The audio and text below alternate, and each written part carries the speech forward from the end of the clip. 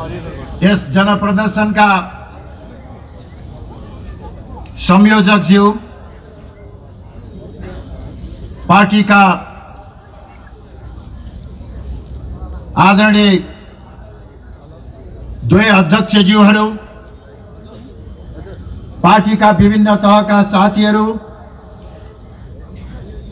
यहाँ उपस्थित आदरणीय दाजुभाइ तथा दिदीबहिनीहरू, AB news television, Sagarmatha television र प्राइम टेलिभिजनबाट प्रत्यक्ष प्रसारण हेरिरहनु भएका हजारौं हजार आदरणीय दाजुभाइ तथा दिदीबहिनीहरू र पत्रकार मित्रहरू, म आफ्नो भनाइको प्रारम्भ एउटा नाराबाट गर्न चाहन्छु र त्यो नारामा मलाई साथ दिनको निमित्त तपाईहरु सबैमा हार्दिक अनुरोध गर्दछु। म जनता आऊ भनेर भन्छु, तपाईहरु राजा ल्याऊ भनेर भन्नुहोस्। म जनता आऊ भन्छु, तपाईहरु हिन्दू राष्ट्र ल्याऊ भन्नुहोस्। म जनता राजा मिलेर भन्छु, तपाईहरु देश बचाऊ बचाऊ भनेर भन्नुहोस्। तपाईहरु सबले साथ दिनुहोस् भन्ने म आग्रह गर्न चाहन्छु। जनता आऊ, जनता आऊ, जनता आऊ। अब हिन्दू राष्ट्र जनता आऊ, जनता आऊ, जनता आऊ। अब जनता राजा मिलेर भन्छु, तपाईहरु देश बचाऊ भनेर भन्नुहोस्। जनता राजा मिलेर, जनता राजा मिलेर, जनता राजा मिलेर। धन्यवाद साथीहरू। यही नारा भन्नुहोस् या सन्देश जनताको मन मस्तिष्कमा पुर्याउनका निमित्त, जनतालाई जागरुक तुल्याएर राज संस्थाको पुनर्स्थापना गर्नका निमित्त, जनताको शक्तिको आधारमा हिन्दू राष्ट्रको पुनर्स्थापना गर्नको निमित्त र जनता र राजा मिलेर देश बचाउन र देश बनाउनका निमित्त नै आज राष्ट्रिय प्रजातन्त्र पार्टी सडकमा आएको छ। हामी कुनै रहरले काम नपाएर शोक पूरा गर्न, घाम ताप्नको निमित्त सडकमा आएका होइनौं। आदरणीय दाजुभाइ तथा दिदीबहिनीहरू, हाम्रो देश, हाम्रो मातृभूमि नेपाल इतिहासकै सर्वाधिक कठिन र संकटपूर्ण घडीबाट गुज्रिराखेको छ। आम नेपाली दाजुभाइ तथा दिदीबहिनीहरूलाई साथी राखेर सबै राजनैतिक दलका नेताहरूलाई विनम्रतापूर्वक आग्रह गर्न चाहन्छु, यो संकटको घडीमा हामीले जिम्मेवारीपूर्ण ढंगबाट काम गर्न सकेनौं भने मुलुकको राष्ट्रिय स्वाभिमान, राष्ट्रिय एकता र राष्ट्रिय अखण्डता संकटमा पर्न सक्दछ। यदि हामीले जिम्मेवारीपूर्वक काम गर्न सकेनौं भने प्रधानमंत्री केपी ओली, नेपाली कांग्रेसका सभापति शेरबहादुर देउवा,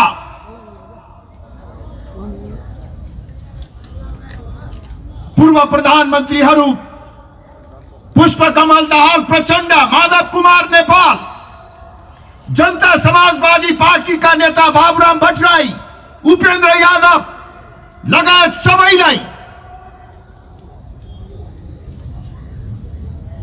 सचेत गराउन चाहन्छु कि हामीले जिम्मेवारीपूर्वक काम गरेनौं भने आगामी दिनमा राजनीतिक दल र नेताको नियन्त्रणबाट देशको परिस्थिति बाहिर जान्छ।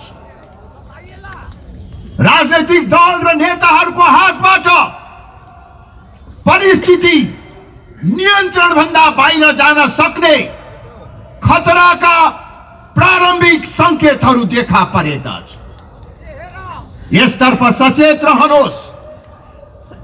जिम्मेवारीपूर्वक काम गरेनौं भने आज हामी जुन पदमा छौं, पदबाट अलगिने मात्र होइन, सिंगो मुलुकको भविष्य नै संकटको चक्रव्यूहमा फस्न सक्दछ। आदरणीय दाजुभाइ तथा दिदीबहिनीहरू, आज देशमा देखा परेको यो संकट तत्काल सिर्जना भएको होइन। तपाई हामी सबैलाई थाहा छ, 14 वर्ष अगाडि देशमा आमूल परिवर्तन गर्ने, नयाँ नेपाल बनाउने, सदियौंको देखिको दास्ताबाट जनतालाई मुक्त तुल्याउने, नेपालको आर्थिक समृद्धि गर्ने भन्ने नाउँमा हामीले नेपालको प्राचीन कालदेखि कायम रहँदै आएको हिन्दू राष्ट्रको पहिचानलाई समाप्त पार्यौं। नयाँ नेपाल बनाउने नाउँमा नेपाल राष्ट्रको एकीकरण, आधुनिकीकरण र प्रजातन्त्रको निमित्त योगदान दिएको, राष्ट्रियता र एकताको प्रतीकको रूपमा रहेको राज संस्थालाई पाखा लगाउने काम गरियो। संघीयताको नाउँमा जातीय आधारमा नेपालीहरूलाई विभाजन गर्ने काम गरियो। चित्त नबुझे पनि नेपाली जनताले साथ दिए। हजारौंको संख्या जनता सडकमा उत्रेर आन्दोलनमा सहभागी भए, किनभने नयाँ नेपाल निर्माण हुन्छ, देशको विकास र समृद्धि हुन्छ भनेर जनताले राजनैतिक दल र नेताहरूको आह्वानलाई साथ दिए। तर आज 14 वर्षपछि हामी कहाँ आइपुगेका छौं? कहाँ जान भनेर हिँडेका थियौं र आज कहाँ आइपुगेका छौं? म यहाँ उपस्थित हुनुभएका आदरणीय दाजुभाइ तथा दिदीबहिनीहरू, टेलिभिजनबाट प्रत्यक्ष हेरिराख्नु भएका आदरणीय दाजुभाइ तथा दिदीबहिनीहरू मार्फत सम्पूर्ण 3 करोड नेपालीहरूलाई आग्रह गर्न चाहन्छु, कांग्रेस भएर होइन, कम्युनिस्ट भएर होइन, राप्रपा भएर पनि होइन, यो सबैभन्दा माथि हामी नेपाली हौं। त्यसकारण यदि तपाई हाम्रो मुटुमा अझ पनि नेपाल मातृभूमि धड्किराखेको छ भने आफ्नो छातीमा हात राखेर सोध्नुहोस्, 14 वर्ष अगाडि हामी कहाँ जान भनेर हिँडेका थियौं हामीलाई कहाँ लाने भनेर हिँडाइएको थियो र आज हामी कहाँ आइपुगेका छौं। लोकतन्त्रको आवरणमा देशमा लुटतन्त्र कायम रहेको छ। चाहे त्यो व्हाइट बडी हवाईजहाज काण्ड होस्, चाहे त्यो 33 क्विन्टल सुन तस्करीको काण्ड होस्, कर छलीका काण्डहरू हुन्, ललिता निवास जग्गा खरिद काण्ड होस्, यस्ता धेरै काण्डहरू छन्। कोरोनाकै बीचमा ओम्नी समूहसँग मिलेर देशलाई ब्रह्मलूट गर्ने काम गरियो। लोकतन्त्रको आवरणमा लुटतन्त्र कायम गरिएको, यही हो परिवर्तन। धर्मनिरपेक्षताको आडमा संगठित र योजनाबद्ध रूपमा लोभ लालच प्रलोभन देखाएर हाम्रो सनातन धर्ममाथि आक्रमण गर्ने काम भइराखेको छ। आदरणीय दाजुभाइ तथा दिदीबहिनीहरू, यो 10-12 वर्षको बीचमा 10औं लाख धर्म परिवर्तन गराइएको छ। धर्म परिवर्तनको निशानामा सबैभन्दा बढी आदिवासी, जनजाति र दलित समुदायका व्यक्तिहरू परेका छन्। नेपालको सदियौंदेखि कायम रहँदै आएको धार्मिक सांस्कृतिक पहिचानलाई समाप्त पार्ने काम भइराखेको छ। यही हो परिवर्तन। राज संस्थालाई पाखा लगाइयो, देश अभिभावक विहीन भयो, विदेशीको चलखेल तीव्र रूपले बढेर गएको छ। केही दिन अगाडि मात्रै नेपाल कम्युनिस्ट पार्टीको घर झगडा मिलाउनका निमित्त उत्तरतिरबाट हवाईजहाज चार्टर गरेर केही व्यक्तिहरू आए। कहिले दक्षिणबाट, कहिले उत्तरबाट नेपालको राष्ट्रिय स्वाभिमान, सार्वभौमिकता र नेपाली जनताको निर्णायकत्वमाथि प्रहार गर्ने काम भइरहेको छ र त्यसको वातावरण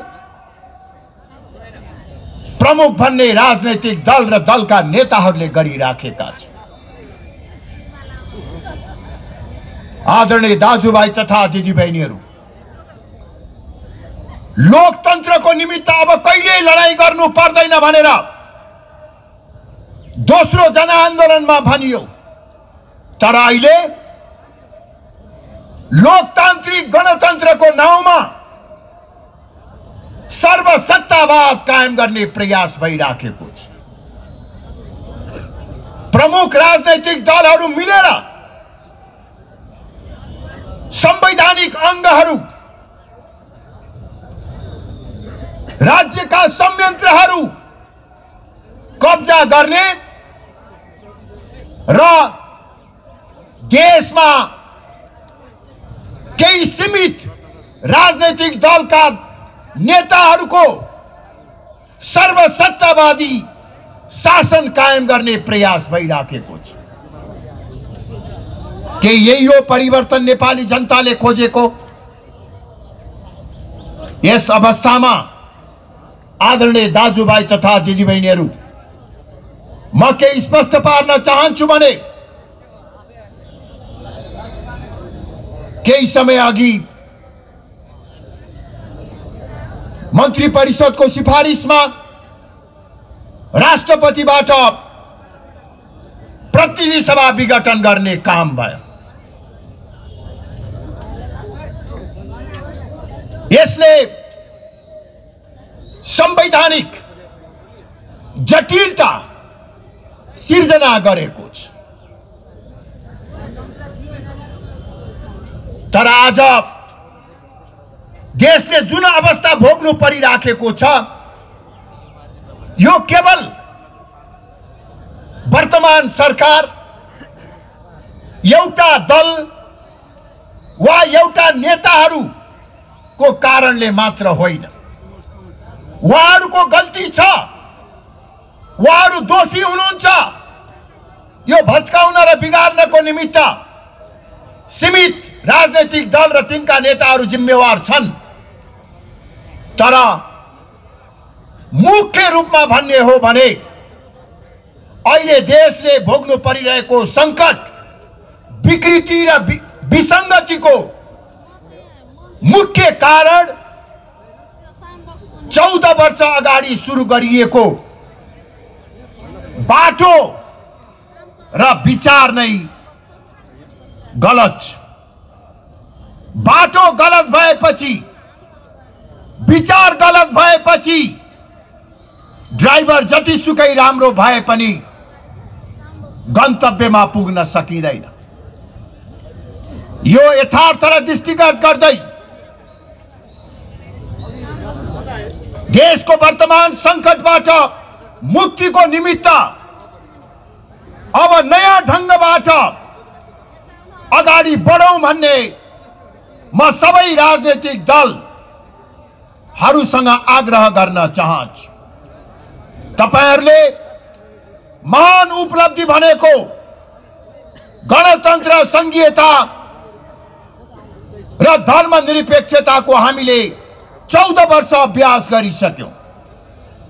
यो अभ्यासको अनुभवबाट पाठ सिकेर अब यस्तो राजनैतिक प्रणाली निर्माण गरौं जहाँ राजादेखि विप्लव माओवादीसम्म, कांग्रेस, कम्युनिस्ट, मधेसवादी सबै राजनैतिक दल र शक्तिहरू अटाउन सक्ने राजनैतिक प्रणालीको विकास गरौं। त्यो असम्भव छैन। यदि हामीले देश र जनतालाई केन्द्रबिन्दुमा राखेर सोच्ने हो भने त्यो असम्भव छैन। यसैगरी नेपालको राष्ट्रिय पहिचानलाई कायम गर्नको निमित्त पूर्ण धार्मिक स्वतन्त्रता र समानता सहितको सनातन धर्म सापेक्ष हिन्दू राष्ट्र स्थापना गरौं। संघीयताको वर्तमान स्वरूप बारे पुनरावलोकन गरौं। हामीले राज संस्थाको कुरा गरेर निरंकुश राजतन्त्रको कुरा गरेको होइन। हामीलाई थाहा छ अहिले देशमा ठूलो संख्यामा गणतन्त्र पक्षधर जनताहरू पनि छन्, परिवर्तनकारीहरू पनि छन्। त्यसर्थ हामीले परिकल्पना गरेको राज संस्था परिवर्तनकारी शक्ति गणतन्त्रवादीहरूलाई पनि चित्त बुझ्ने राज संस्था सहितको लोकतन्त्रको कुरा गरेका हौं। शासन जनताले गर्ने, जनताको प्रतिनिधिले गर्ने। देशको अभिभावक, राष्ट्रिय एकता र प्रतीकको रूपमा राज संस्था राष्ट्र प्रमुखका रूपमा रहने यो मध्यमार्गी अग्रगामी विचार नै नेपालको राष्ट्रिय सुरक्षा र समृद्धिको ग्यारेन्टी हो। म गणतन्त्रवादी साथीहरूलाई पनि निवेदन गर्न चाहन्छु, राज संस्था कायम गर्दाखेरि तपाईहरुले आत्तिनु पर्ने, विचलित हुनु पर्ने जरुरी छैन। राजतन्त्रवादी शक्ति र लोकतान्त्रिक शक्तिहरूको बीचको एकताले नै प्रजातन्त्र बलियो हुन्छ, जनता बलियो हुन्छन्, देशमा शान्ति र स्थायित्व कायम हुन्छ। अन्यथा निषेधको राजनीति गर्ने हो भने देशमा दिगो शान्ति र समृद्धि कायम हुन सक्दैन। तपाईहरुले हिजो गणतन्त्रको कुरा गर्दा, लोकतन्त्रको कुरा गर्दा राज संस्थालाई निषेध गर्नुभयो। धार्मिक स्वतन्त्रताको कुरा गर्दा हिन्दू राष्ट्रको पहिचानलाई निषेध गर्नुभयो। अब निषेधको राजनीति होइन, समावेशी सबै नेपाली अटाउने साझा व्यवस्थाको निर्माण गरौं। यसको निमित्त हामीले केही दिन अगाडि 77 जिल्ला प्रशासन कार्यालय मार्फत सरकार प्रमुख प्रधानमन्त्रीलाई ज्ञापन पत्र दिएका छौं। हिन्दू राष्ट्र र राज संस्थाको पुनर्स्थापना लगायतका विभिन्न मागहरू पूरा गर्नका निमित्त सर्वपक्षीय सम्मेलनको आयोजना गरौं।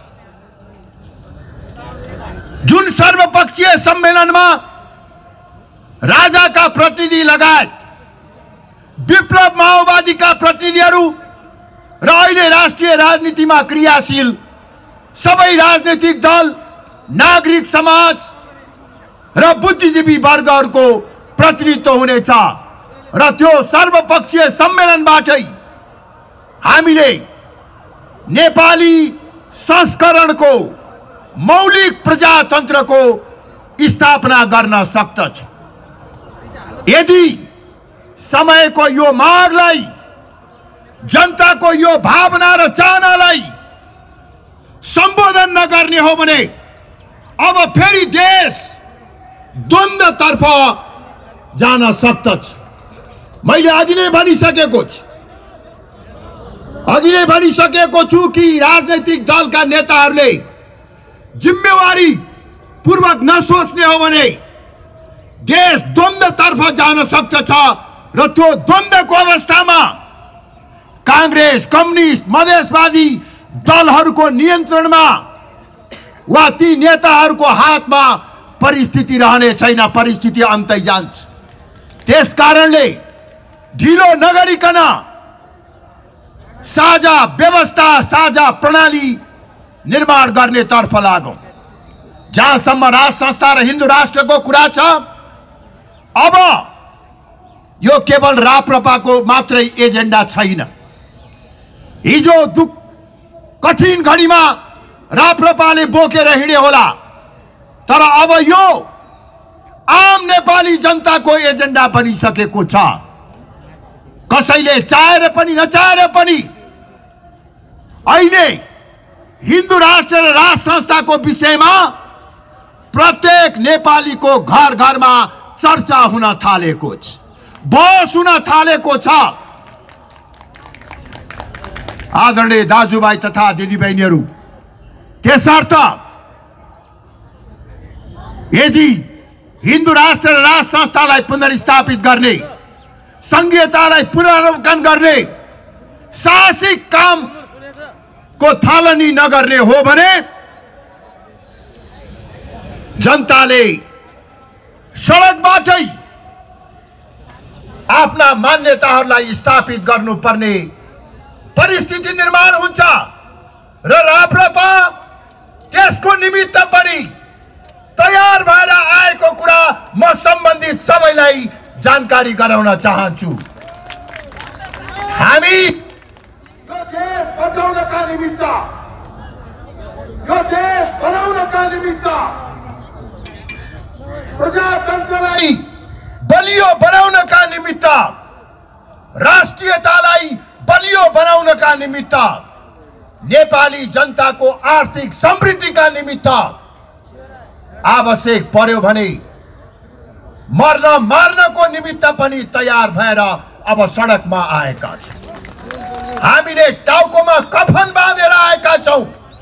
त्यसकारणले गर्दाखेरि यसलाई चेतावनी होइन, यो समयको मागका रूपमा बुझ्नका निमित्त सिंहदरबारका शासकहरू र शीतल निवासका शासकहरूलाई म सार्वजनिक रूपमा आह्वान गर्न चाहन्छु। आदरणीय दाजुभाइ तथा दिदीबहिनीहरू, यति भन्दै अब तपाईहरुको माझबाट म बिदा हुन चाहन्छु।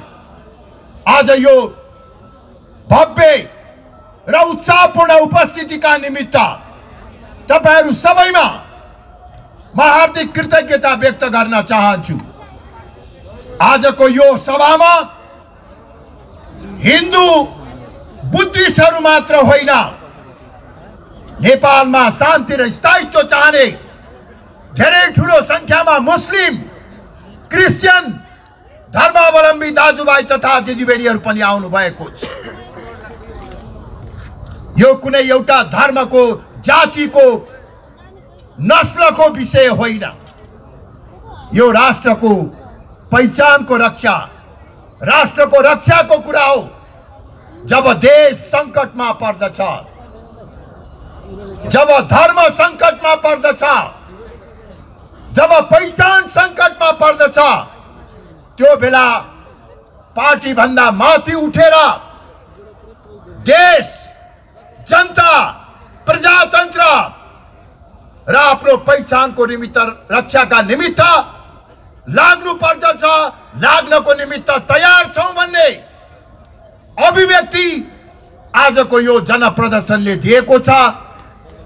सम्पूर्ण साथीहरु जसले यो प्रदर्शन आयोजनाको निमित्त रात दिन नभनिकन पूर्व मन्त्री बुद्धिमान तामाङको नेतृत्वमा काम गर्नुभयो, तपाईहरु सबलाई धेरै धेरै धन्यवाद दिँदै म बिदा हुन चाहन्छु। धन्यवाद। जय राष्ट्र, जय जनता।